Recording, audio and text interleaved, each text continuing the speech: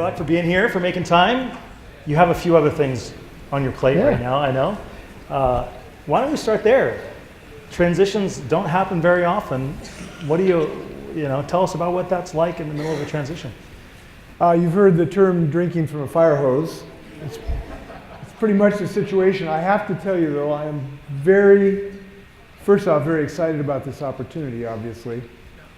But I just want to report to you things are going really, really well in our preparations to bring change to the state of Washington. I think this is one of those magic moments where we can have a transition of what the challenge is.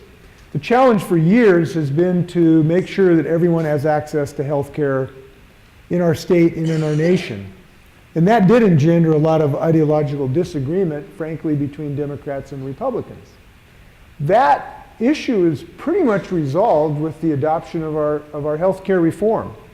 And I'm going to make sure that it's implemented in the state of Washington in a cost-effective way. So we've sort of got that battle, if you will, behind us. Sort of like the marriage equality battle. We got that that battle behind us now. It's behind us. So we can move on to some other issues. So now we've got a new challenge, which is how do we get cost-effective healthcare delivery system in the state of Washington that is so important to our business community. Our business community desperately needs a healthcare delivery system that can reduce the rate of medical inflation. It is the only way it can be competitive internationally. I think there is opportunities for a lot of bipartisanship in this field. Yeah.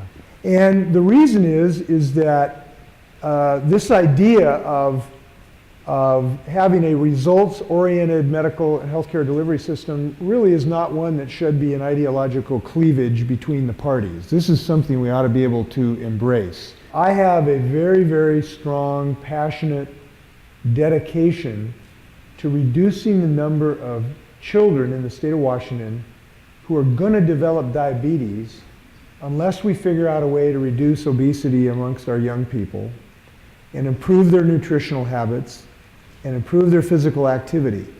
So on a personal level, the whirlwind that is standing up a government, what is different than what you imagined? I mean, what is the thing where you're like, well, I kind of thought I saw this coming, but it was actually that over here?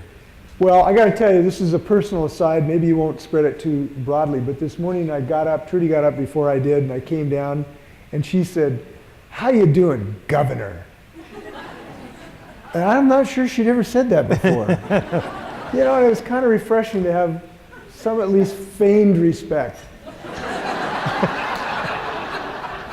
Is there a particular way that you would suggest people communicate with your transition or new administration? Is there a point of contact that, on healthcare in particular, where you think people ought to be sending emails or policy ideas? Well, DJ, you're a great point of contact to start with. DJ has been extremely helpful to me in the last year and a half developing our ideas on healthcare, and I hope you might continue to receive information and get it to me in that regard.